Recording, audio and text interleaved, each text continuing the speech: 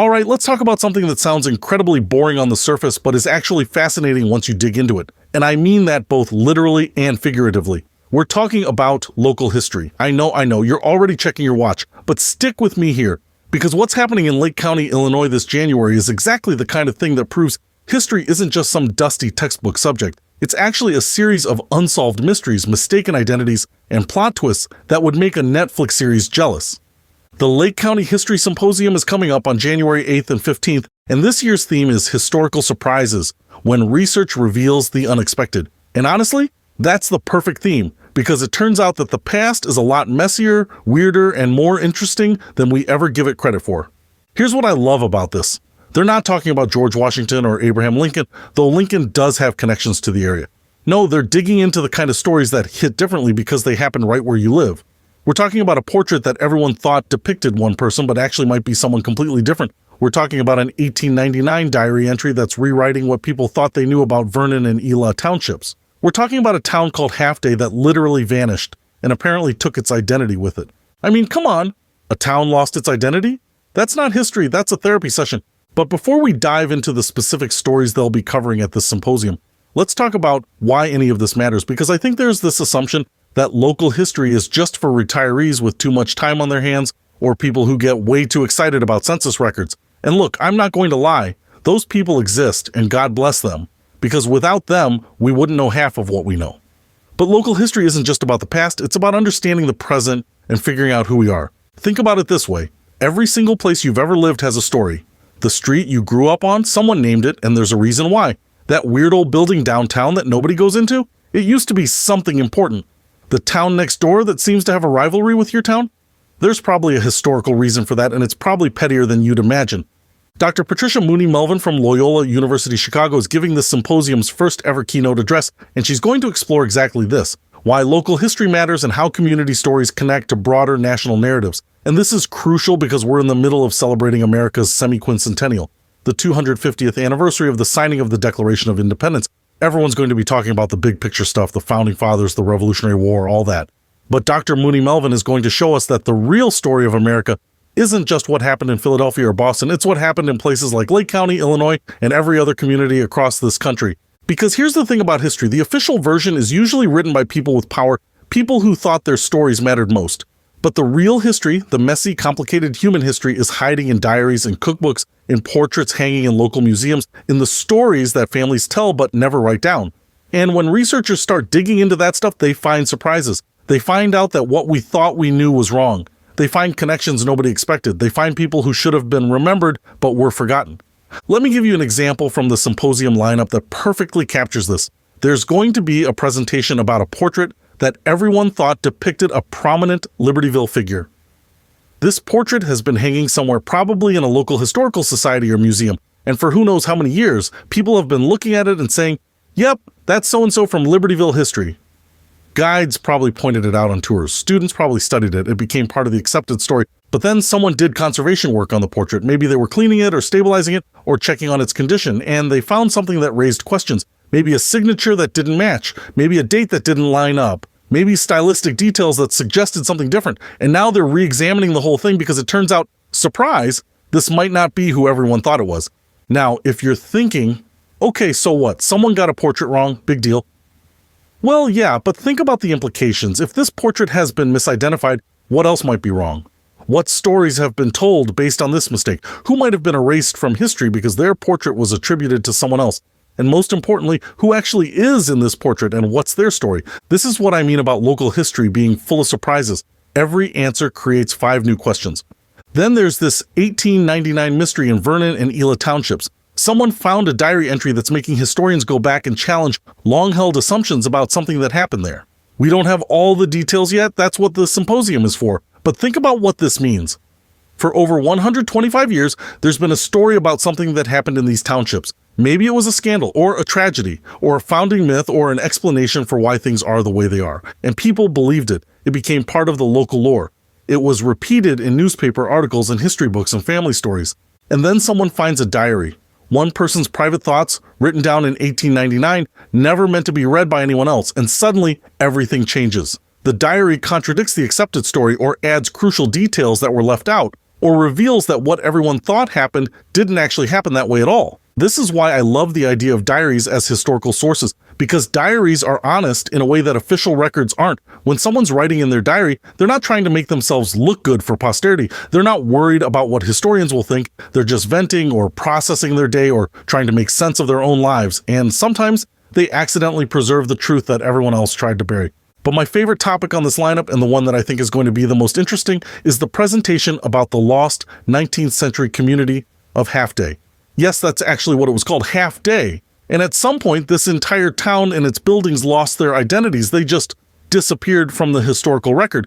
Now, this raises so many questions. How does a town lose its identity? Was it absorbed into another community? Did it get renamed and everyone forgot the old name? Did it literally cease to exist? And why was it called Half Day in the first place? Was it half a day's journey from somewhere? Was it founded by someone with an unfortunate last name? These are the kinds of details that make local history fascinating, because there's a real answer out there and someone's going to tell us what it is. The presentation promises to separate myth from history, which suggests that there are probably some wild stories about Half Day that have been circulating for years, and now someone's finally going to tell us which parts are true and which parts are complete nonsense. And honestly, I'm here for both. The real history and the ridiculous myths are both valuable, because they tell us what people wanted to believe, even if it wasn't true. On the second night of the symposium, January 15th, they're going to do something really special, a behind-the-scenes look at the personal papers of Ray Bradbury, including notes from his 1981 day book. For those who don't know, Ray Bradbury was born in Waukegan, and he's one of the most celebrated science fiction and fantasy writers in American literature. He wrote Fahrenheit 451, Haunted the Martian Chronicles, Something Wicked This Way Comes. The guy was a literary giant, but he started in Waukegan. And his personal papers, the stuff he wrote just for himself, the notes and ideas and observations, those papers are a window into how a legendary writer's mind worked. What was Ray Bradbury thinking about in 1981? What was he working on? What ideas was he playing with? What frustrated him? What inspired him? What made him laugh? This is the kind of local history that connects to the national story. Waukegan gave America Ray Bradbury, but Ray Bradbury also gave something back to Waukegan, a sense of place, a voice, a way of seeing the world that's distinctly Midwestern. When you read his work, you can feel Illinois in it, even when he's writing about Mars. And then there's the presentation about two forgotten 1930s community cookbooks that reveal unexpected connections between Highland Park and Park Ridge. Now, this might sound like the least exciting topic on the list. Cookbooks, really? But hold on. Community cookbooks from the 1930s are absolute gold mines for historians. Think about what was happening in the 1930s, the Great Depression, families were struggling, communities were trying to hold together. Women's groups, because let's be honest, it was almost always women's groups, would put together these cookbooks as fundraisers or community projects. And yes, they contain recipes, but they also contain so much more. They contain the names of contributors, which tells you who was part of the community. They contain handwritten notes and modifications, which tells you how people actually cooked versus how the recipe said to cook. They contain advertisements from local businesses, which tells you what the local economy looked like. And apparently, these two cookbooks, one from Highland Park and one from Park Ridge, reveal unexpected connections between these communities. Were people moving back and forth? Were there family ties, business relationships, social networks that historians didn't know about? The fact that someone found these cookbooks which had been forgotten and then noticed patterns that connect these two towns, that's detective work. That's solving a puzzle that nobody knew existed. This is what I mean when I say local history is full of surprises. These researchers aren't just accepting the story as it's always been told. They're asking questions, they're finding new sources, they're making connections, and they're discovering that the past is a lot more complicated and interesting than we thought. Now, here's why all of this matters beyond just being interesting stories.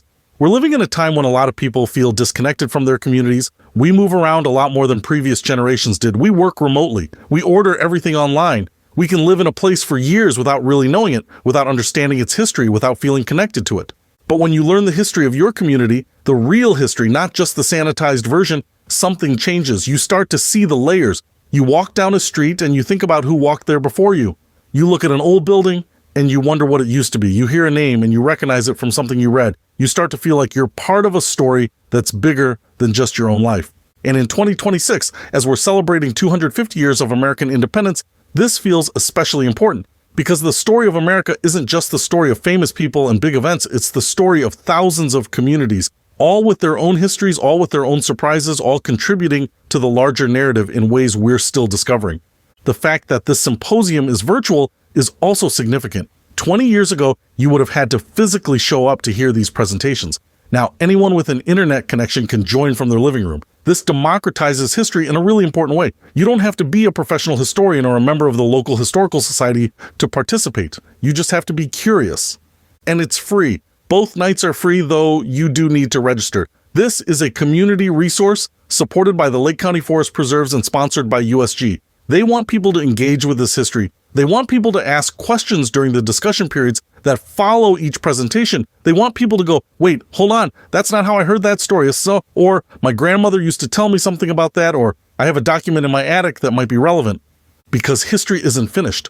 It's not a closed book. Every generation reinterprets the past based on new information, new perspectives, new questions, and sometimes the biggest discoveries come from regular people who happen to find something in their attic, or remember something their great aunt told them, or notice something that professional historians missed. So here's my challenge to you. If you live in Lake County or anywhere near Lake County, or if you have any connection to Lake County, or even if you just think this sounds interesting, register for this symposium. It's January 8th and 15th, 6:30 to 8:30 p.m. on Zoom. Go to the Lake County Forest Preserve's website and sign up. And even if you can't attend, think about the history of your own community. What stories do you know? What stories do you think you know but might not be accurate? What questions do you have? What mysteries exist in your town's past? Because here's the thing. Every community has its own version of these stories. Every place has its misidentified portraits, its forgotten diaries, its vanished towns, its unexpected connections. Every place has surprises waiting to be discovered. History isn't just what happened. It's what we keep discovering happened. And the best part? There's always more to find. So mark your calendars for January 8th and 15th. Find out who's really in that portrait. Learn what that 1899 diary says. Discover what happened to Half Day. See Ray Bradbury's notes. Figure out what connected Highland Park and Park Ridge in the 1930s. And then go dig into your own community's history. I guarantee you'll find surprises. Who says luxury travel has to cost a fortune? Discovering Travel Bliss reveals the secrets to experiencing 5-star treatment without the 5-star price tag.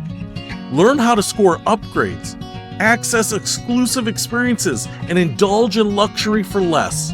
From hidden gem boutique hotels to insider tips for first-class flights, this book is your key to unlocking a world of affordable luxury. Elevate your travel experience without emptying your bank account. Get your copy today.